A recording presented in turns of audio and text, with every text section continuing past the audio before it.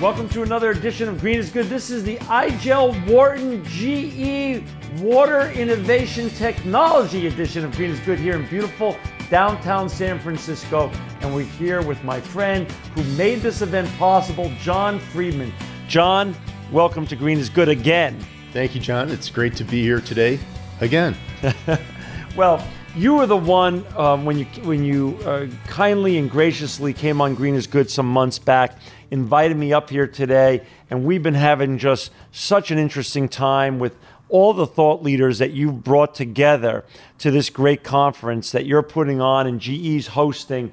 Can you share with first of all, before we get talking about what we're doing here today, talk a little bit about Jon Freedman, because we've got today viewers and listeners around the world that missed the first time we did this. And I want them to hear a little bit about your background and in both innovation, in sustainability, and the creation, little secret here, of eco-imagination at GE. Well, I'll start with our common connection, the Wharton School. Thank you. And, 25 years ago, or whatever it was, when I was a lawyer and not particularly thrilled with that career, I thought, hey, I hear there's this school, and it was kind of like a witness protection program. In other words, you could go and kind of change your identity. And that was kind of how I looked at it. I had no idea what I wanted to do, but I thought, like all the other people at Wharton, I'd probably go into investment banking or stuff like that. Right. I ended up going to a real estate developer, John, and I became vice president general counsel, but it was owned by a French water company called Suez Environment. So I ended up in the water industry. And, fast forwarding, when I joined GE, one of the first things I did was I got to be the project leader for the creation of our global environmental sustainability initiative called Eco-Imagination. Wow. And so you're a recovering lawyer. Yes. And you're a proud Wharton grad. MBA in finance. MBA in finance. I mean, my gosh. And now you're the leader, one of the great leaders of GE Water. And for our listeners out there that want to learn more about GE Water, it's gewater.com to go learn about what you and your colleagues are creating there and doing in terms of water and technology and innovation to make the world a better place. Exactly, and I actually got to put my Wharton degree to work because when I joined GE 14 years ago, I was initially the mergers and acquisitions leader responsible for building a water business, because GE didn't have a water business at the time. Wow. And you built it, and now there's approximately 1,000 installations or so around the world? We have, first of all, we're an advanced water, wastewater treatment technology company, and we have 50,000 customers in 130 countries. And you're in charge. I know your office is approximately, 4 blocks from the White House? 3 blocks. 3 blocks from the White House, and you're in charge of government affairs. Yeah, so I'm the global government affairs leader, but also now the global partnerships leader for the business. Wow. So I work with governments around the world, but also our kind of largest customers. So let's talk about today. You put together this very important, conference. We're here in Northern California, in San Francisco, very close to Silicon Valley, maybe the ground zero for innovation of the world, potentially, if you want to look at it that way. In California, where the drought is one of the highest nails in the world in terms of water shortages, and we're in the middle of 2015. Where are we right now in this evolutionary compendium of water technology, and breakthrough, and with regards to the visibility that you have to everything that's out there, including the amazing technology that you have at your fingertips at GE? Here's where I think we are. 5 years ago, McKinsey & Company released a report, and they said, hey, the world has reached a tipping point where demand for water now exceeds supply. And I think we're seeing that play out, not just here in California, which is in now the 4th year of its worst drought in the past 500, but in places like Brazil, which has 13% of the world's freshwater resources. In Sao Paulo, the taps are running dry. In China, in obvious places like the Middle East. But it's kind of a global phenomenon. And so we are seeing increasing water scarcity. And there was a fellow here today from the World Resources Institute who talked about that. And so that's the backdrop. Increasing water scarcity because of an imbalance between demand and supply. And so that really brings up the question, what do we do about it? And I think there's a lot we can do about it. I think we can solve the challenge. And the first thing is we need to conserve water. And that's happening here in California. And, Governor Brown recently announced a 25% conservation goal, right? You had to reduce consumption by 25%. The second thing is desalination. It's a great option to have, particularly if you have coastline like California does. But what's the problem with desalination? It's expensive and extremely energy intensive. So it's not great if you're living in a carbon constrained world, which we are. And then the third thing you can do is take wastewater, instead of discharging it into oceans and rivers dirty, treat it further so that it can be reused for things like agriculture, industry, and even drinking water. And by the way, it uses about half the energy of desalination, and it costs about half as much on average. So that's really the thing to focus on as we search for solutions. Reuse and recycling, because GE has now membrane technology that allows reuse and recycling of both gray and black water to be used for everything, like as you say, commercial, industrial, and even home use. Absolutely. You can recover 99% of wastewater through the existing technology. I just want you to frame this up for our viewers and listeners. This is so important. You shared this with me the last time you came on the show. When you look at the recycling rates, and I want you to share the recycling rates in Israel and Singapore versus California and the U.S., from a macro level, how does that frame up? Globally, the world is reusing about 3 to 4% of its wastewater. Okay.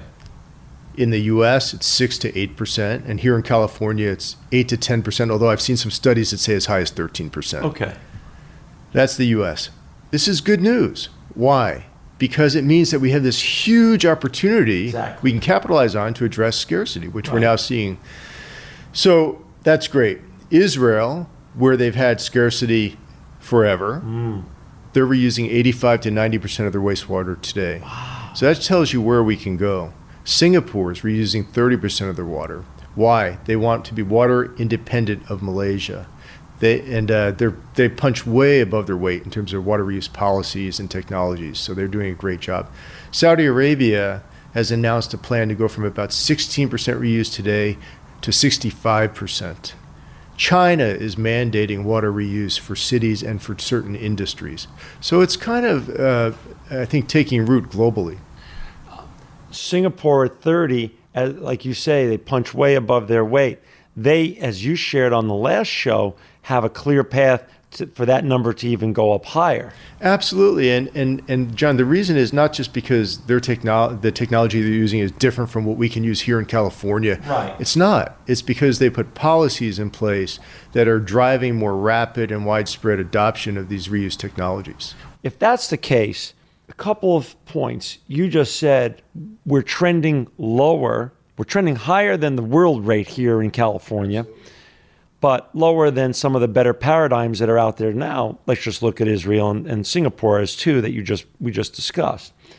So given that you're the policy person, you're government affairs, and in charge of partnerships, this is really, you're at literally at the cross section of where all the action is going to be happening in terms of taking the technologies that exist today, the technologies that GE has and other great companies and iconic brands like GE, and getting it into the hands of governments, municipalities, cities, countries to deploy to create another Singapore situation, another Israel situation, and not be down at 3 or 4% recycling and reuse. Is this correct? Exactly right. And today I just want to commend Mike Connors, the Deputy Secretary of the Department of Interior for the United States, who's here at this event in San Francisco.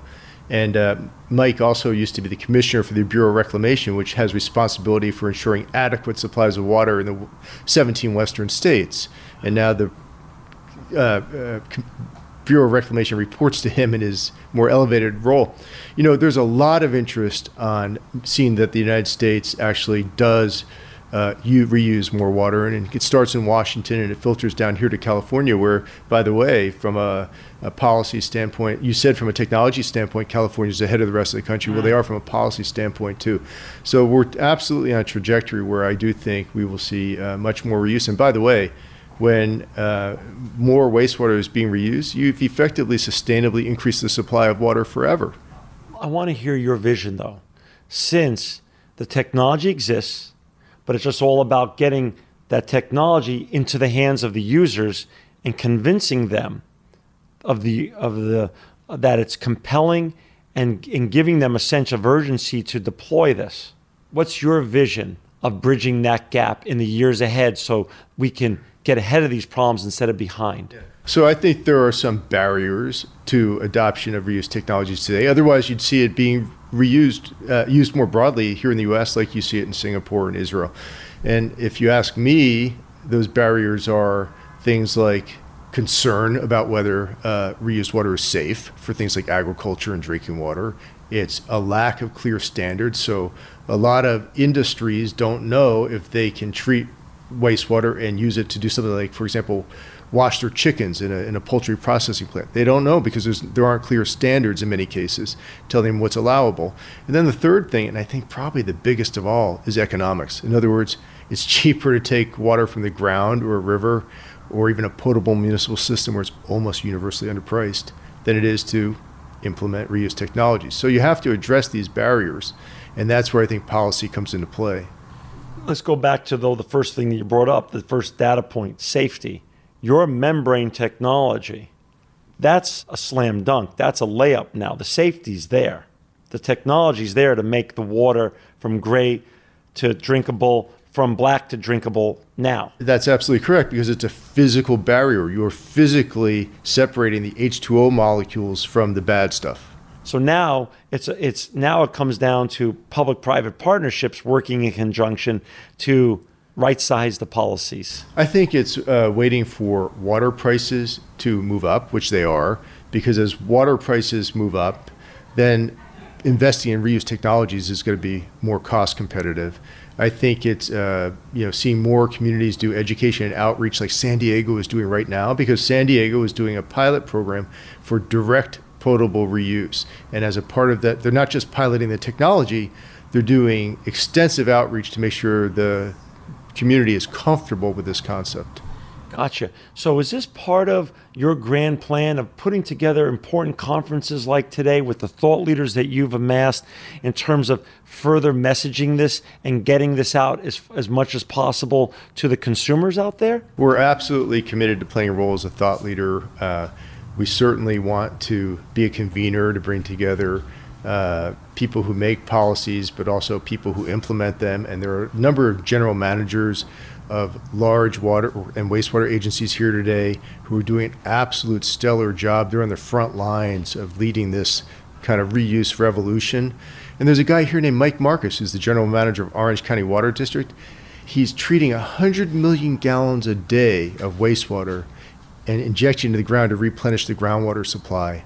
It's the largest indirect potable reuse project in the world. So there are a lot of guys here who are doing incredible work, and we're trying to support their efforts and also help be a voice for policies that will help them reuse more water. From a recycling perspective, John, in terms of recycling electronics, food, textiles, the national government has sort of abdicated the role to cities right now.